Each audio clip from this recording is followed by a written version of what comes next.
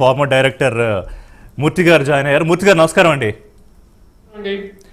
ఏం సార్ బడ్జెట్కి సంబంధించి అంటే ఓవరాల్గా you're expert in these lines. మనం ప్రతి సంవత్సరం ఈ బడ్జెట్ గురించి మాట్లాడుకుంటూ ఉన్నాము. అంటే మధ్యతరగతి మహిళలు, రైతులు, అలాగే నైపుణ్య రంగాలకు సంబంధించి పెట్టుబడులు, ఆర్థిక వ్యవస్థ బలోపేతం, ఇది ప్రధానంగా మనకి బడ్జెట్లో నిర్మలా సీతారామన్ గారు ప్రొజెక్షన్. అట్లాగే ఉందా? ఏమండి ఈ రోజు వచ్చిన బడ్జెట్ అంటే బ్రాడ్ గా కనుక మనం చూస్తే అనుకున్నట్టుగా అగ్రికల్చర్ మీద ఇవాళ ఉన్న చాలా శాతం నుంచి మనం ఆత్మనిర్భర్ ఆయిల్ మిషన్ స్టార్ట్ చేసాం. ఎడిబుల్ ఆయిల్స్ మనకి షార్టేజ్ అని, ఈసారి పల్సెస్ మీద ఫోకస్ వచ్చింది. వెజిటబుల్స్ అండ్ ఫ్రూట్స్ మీద మళ్ళీ ప్రమోట్ ప్రొడక్షన్ అది ఎదుర్కొన్నది కంటిన్యూ అయింది. ఈ మధ్య మఖానా ఎక్కువ తింటున్నారు కాబట్టి మఖానా కూడా మీద ఫోకస్ అయింది. నేషనల్ మీద సీట్స్ అసలు అన్నిటికంటే ముఖ్యంగా అండి 100 జిల్లాలు బాగా బ్యాక్వర్డ్ అయిన 100 జిల్లాల మీద వేర్ అగ్రికల్చర్ ప్రొడక్టివిటీ పెంచడం, పోస్ట్ హార్వెస్ట్ టెక్నాలజీ లాసెస్ తగ్గించడం, ఇరిగేషన్ ఫెసిలిటీ పెంచడం, అక్కడ యూత్ని ఎంప్లాయ్మెంట్ చేయటం, ప్రపంచంలోనే బెస్ట్ ప్రాక్టీసెస్ ఆ 100 జిల్లాల్లో ఇంప్లిమెంట్ చేయటం.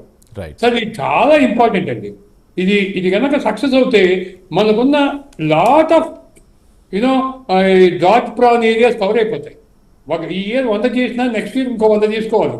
మాకు 200-250 జిల్లాలు కనుక మొత్తం దేశంలో కవర్ అయిపోతే మనకి ఈ చాలా ప్రాబ్లమ్స్ అగ్రికల్చర్ మీద తగ్గుతాయి. సో అందుకని అది చాలా గొప్ప ఇన్నోవేటివ్ స్కీమ్ అండి. అదేవిధంగా ఈసారి sustainable development of fisheries, Andaman Nicobar fisheries అనేది చాలా ఇంపార్టెంట్. సో బ్రాడ్గా చూస్తే కిసాన్ కార్డ్స్ ఇంకో 7 లక్షల మందికి ఇవ్వటం, ఎన్సిడిసి అంటే మనం 3 ఫార్ములాస్ కూడా పొలిటికల్ ప్రెషర్లో వెనక్కి తీసుకున్నారు. దానికి కాంపెన్సేట్ చేయడానికి అమిత్ షా గారి కింద కోఆపరేటివ్ డిపార్ట్మెంట్ తీసుకొచ్చారు. దాని నుంచి working on to strengthen cooperative movement అది సొల్యూషన్ గా.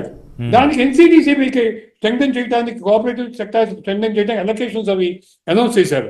ఒక విధంగా చూస్తే సార్ అగ్రికల్చర్ మీద, కోఆపరేటివ్ సెక్టార్ మీద హౌ టు స్ట్రెంగ్థెన్ అనేది బాగా ఈసారి ఫోకస్ ఉందని చెప్పచ్చు. అదేవిధంగా ఎంఎస్ఎంఈ సెక్టర్, ఇప్పుడు ఎంఎస్ఎంఈ సెక్టార్లో if you can see last మనం 1 year గా కనుక చూస్తే జీడిపి గ్రో అయినా కూడా, మ్యానుఫ్యాక్చరింగ్ ఎక్స్పోర్ట్స్ గ్రో అయినా కూడా కొంత లిమిటేషన్ వచ్చింది ఎక్స్పోర్ట్స్ మనకి. అండ్ ఫ్యూచర్లో కూడా మనకి చాలా ప్రాబ్లమ్స్ వస్తాయి. ఎందుకు వస్తాయంటే ట్రంప్ గారు ఎలా ఉంటారో మనకు తెలియదు, ఆయన ఎటువంటి ట్యాక్స్ వేస్తారో తెలియదు. ఆ ట్రంప్ గారి అనౌన్స్మెంట్కి తగ్గట్టుగానే ముందే మనం ఫారెన్ మినిస్టర్ గారు చెప్పారు. ఏ విధంగా చెప్పారంటే మేము ఆ ట్రేడ్ ఇంబ్యాలెన్స్ తగ్గించడానికి ప్రయత్నం చేస్తామని అనౌన్స్ చేశారు. సో అందుకని కొంత మనం ఎక్స్పోర్ట్స్ అమెరికాకి తగ్గించాల్సిన అవసరం వస్తుంది. అమెరికాకి ఆయిల్ ఇంపోర్ట్ చేయాల్సిన సిచ్యువేషన్ వస్తుంది. సో అందుకని దానికి ఊతంగా ఏం చేశారంటే ఈ toy sector, food processing, how to export ఓరియంటెడ్గా ఆ సెక్టార్లని ఫోకస్ చేయటం అనేది బాగుంది. అది ఎంఎస్ఎంఈ సెక్టార్ మీద ఫోకస్ చాలా బాగుంది.